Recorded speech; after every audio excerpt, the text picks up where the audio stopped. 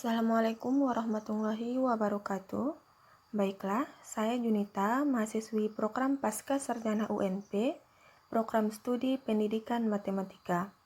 Di video kali ini, saya akan membahas analisis real khususnya materi tentang supremum dan infimum.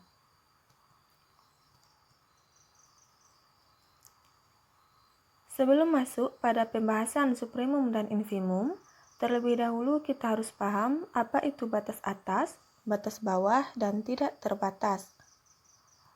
Menurut definisi 2.3.1, diberikan subset tak kosong S bagian bilangan real, himpunan S dikatakan terbatas ke atas atau bounded above jika terdapat suatu bilangan U elemen bilangan real, sedemikian sehingga S kecil sama dengan U untuk semua S elemen himpunan S.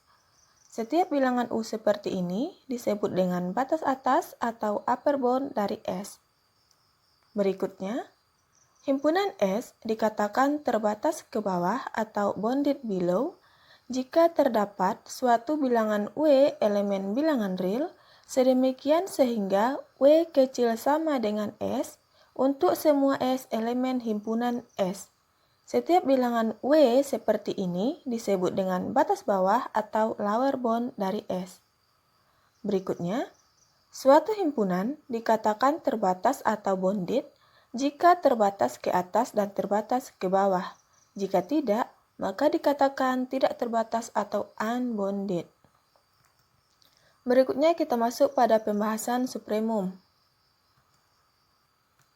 Menurut definisi 2.3.2, diberikan S subset tak kosong bilangan real. Jika S terbatas ke atas, maka suatu bilangan U disebut supremum atau batas atas terkecil dari S jika memenuhi kondisi berikut. Yang pertama, U merupakan batas atas dari S.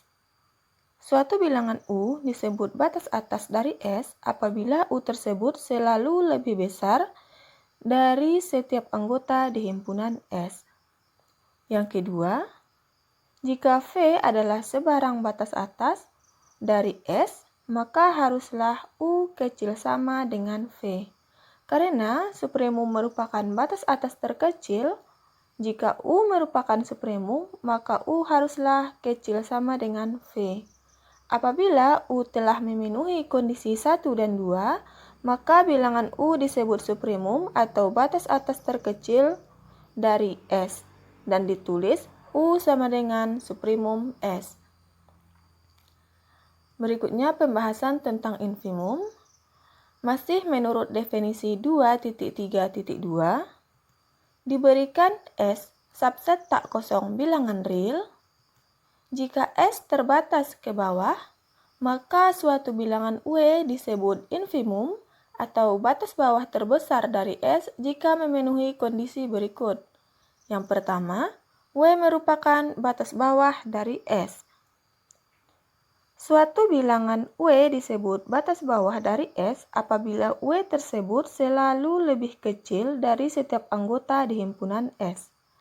Yang kedua, jika T adalah sembarang batas bawah dari S, maka T kecil sama dengan W.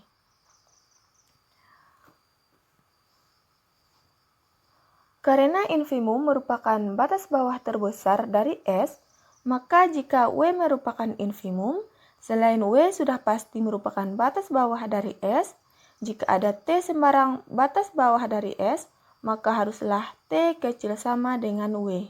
Apabila W sudah memenuhi dua kondisi tersebut, maka W disebut infimum atau batas bawah terbesar dari S dan ditulis W sama dengan infimum S. Berikutnya, untuk letak supremum dan infimum pada garis bilangan real bisa kita lihat pada gambar berikut. Diberikan suatu garis bilangan real yang memuat himpunan S, maka bisa kita lihat letak antara supremum dengan batas atas, infimum dengan batas bawah, dan letak antara supremum dan infimum dari himpunan S.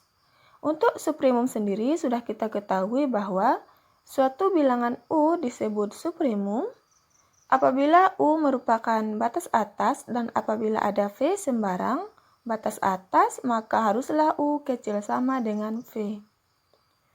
Untuk infimum, suatu bilangan W disebut infimum jika W merupakan batas bawah dan apabila ada T sembarang batas bawah, maka haruslah T kecil sama dengan W. Kemudian untuk letak antara supremum dan infimum, karena supremum merupakan batas atas terkecil dari suatu himpunan, maka supremum S terletak di sebelah kanan pada garis bilangan real.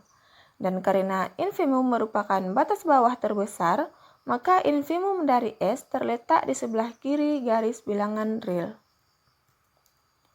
Berikutnya, untuk lebih memahami lagi materi tentang supremum dan infimum, kita masuk pada pembahasan soal. Diberikan S1 merupakan himpunan X elemen bilangan real sedemikian sehingga X besar sama dengan 0. Pertanyaannya, apakah S1 mempunyai batas bawah dan batas atas? Dan apakah infimum S1 dan supremum S1 ada? Buktikan. Telah kita ketahui bahwa untuk menentukan apakah suatu supremum dan infimum ada, maka yang pertama kali kita lihat apakah himpunan tersebut mempunyai batas bawah dan batas atas.